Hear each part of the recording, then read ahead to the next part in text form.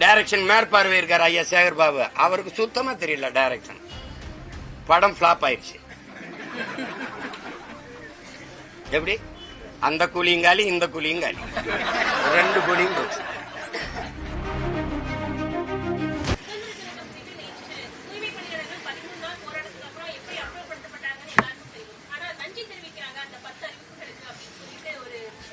தங்கச்சிக்கு நான் கேட்கிறேன், அவங்க உண்மையிலே துப்புரவு பணியாளர்களான்னு பாருங்க.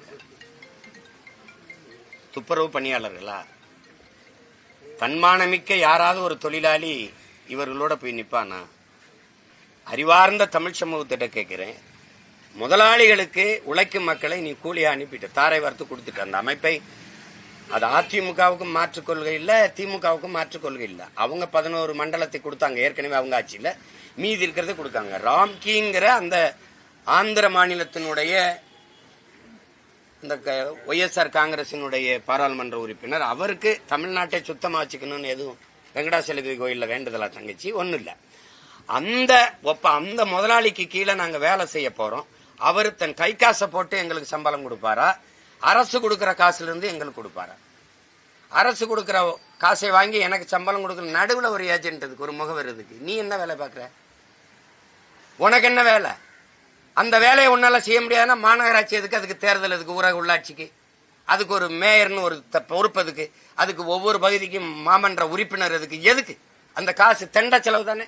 இதுக்கு செலவழிக்கிற காசை மக்களுக்கு சம்பளம் கொடுத்துடலாம். 30,000 பேர் வச்சுக்கிறோமா, ஒரு மாசம் 20,000 30,000 சம்பளம் கொடுத்துக்கிறோம், 70 கோடிக்குள்ள முடிச்சிடலாம். ஆனா மாசத்துக்கு நீ 270 கோடி ஒதுக்குற. அதை வச்சு என்ன பண்ற? 5,000 கோடி வரி வருவாய் இருக்கு. அதுல அதை வச்சு என்ன பண்ற? மழை நீர் வழிந்து ஓடாது, கழிவு நீர் வெளியே வராது, எந்த சாலையும் சீரமைக்கப்படாது. இப்ப என்ன வேலை தான் மாநகராட்சி செய்யும்? இந்த வேலையை கொடுத்துட்ட. சரி, நான் முதலாளிக்கு ராம்கிங்கிற நிறுவனத்துக்கு வேலை செய்ய போறேன். வேலை செய்ய போறேனுக்கு காலைச்சோறு நீ எப்படி போடுவ? யாரு காசுல போடுற? காலைச்சோறு போடுறேன், மருத்துவ காப்பீடு 2 லட்சம் போடுறேன், செத்து போனா 10 லட்சம் கொடுக்குறேன். இது யாரு காசுல கொடுப்ப? நான் வேலை செய்யறது முதலாளிக்கு, இவர் காலையில சோறு போடுவாராம். எங்களை சோத்துக்கு சத்தபய மக்களாவே இந்த கட்சிகள் வச்சிருக்கு பாருங்க. காலையில பள்ளிக்கூடத்துக்கு உப்பாக்குன்னு சோறு போடுவேன் மாணவர்களுக்கு, உங்களுக்கு சோறு போடுவேன். ஏண்டா சோத்துக்கு செத்த பயல்களா எங்களை ஆக்கி வச்சிருக்கேன். எப்படி இருக்கு? காலையில நாங்க குப்பையிலி கூட்டுறதுல இவர் சோறு போடுவார், எங்கேன்னு போய் நின்று சோறு சாப்பிட்டுக்கிட்டு இருக்கணும். இந்த காசு எந்த இதுல இருந்து கொடுப்ப? இவ்வளவு பணம் இவ்வளவு இருக்கிற நீ இந்த சலுகை அறிவிக்கிற நீ, அவன் கேட்கறத கொடுத்துட வேண்டியதானே. இந்த செத்தா 10 லட்சம் யாராவது செத்து பார்க்கணும், அப்படிதானே நீங்க எடுத்துக்கிறதே. இப்போ இப்படி பாப்போம். முதல்ல கொடுத்த தேர்தல், நீங்க உங்க வாக்குறுதி வந்தால் பணி நிரந்தரம்னது, அந்த வாக்குறுதியை 4.5 ஆண்டுகளா நீங்க நிறைவேற்றாததுனால இப்ப இந்த போராட்டம் தீவிரம் எடுக்குது. அப்ப 4.5 ஆண்டுகளுக்கு முன்னாடி கொடுத்த வாக்குறுதியை நிறைவேற்றாத நீங்கள் இப்ப கொடுத்திருக்க வாக்குறுதி எப்ப நிறைவேற்றுவீங்க? தங்கச்சி, ஒருத்தன் தனி முதலாளி சம்பாதிக்கிறதுக்கு கள்ளச்சாராயம் காய்ச்சிறான், ஒருத்தன் கொழுப்படுத்து குடிச்சு சாகுறான்.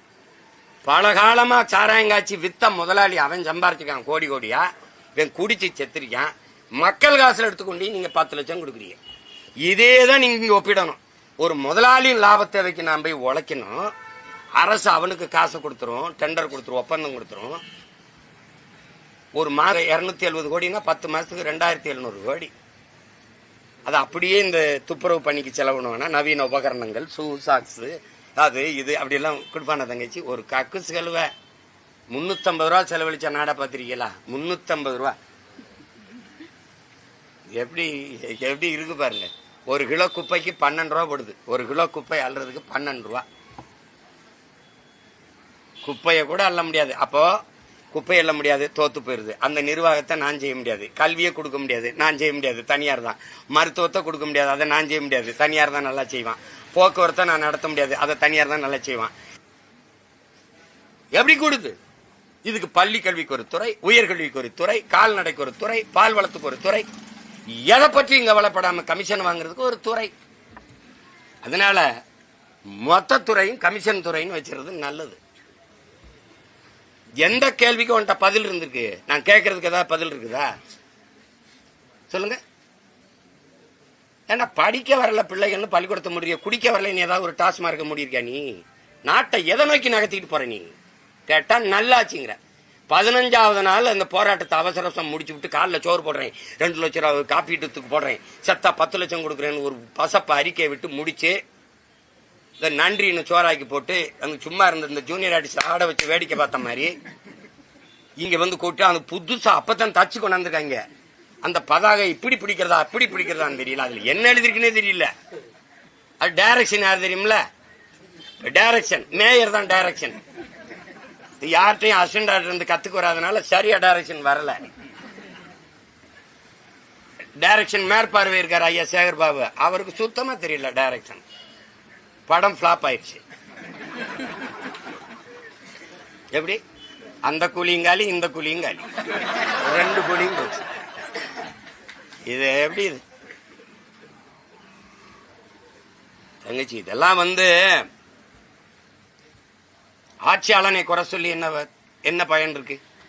ஒரு நாட்டில் ஒரு ஆட்சியாளன் செய்யற தவறுக்கு ஆட்சியாளன் பொறுப்பேற்க முடியாதுங்கிறவள அந்த ஆட்சியாளனை அந்த அதிகாரத்தில் உட்கார வைத்த மக்கள் தான்டா பொறுப்புங்கிற. என் மக்கள் செய்த பிழை அதை அனுபவிக்கிறோம், என்ன பண்ண முடியும்?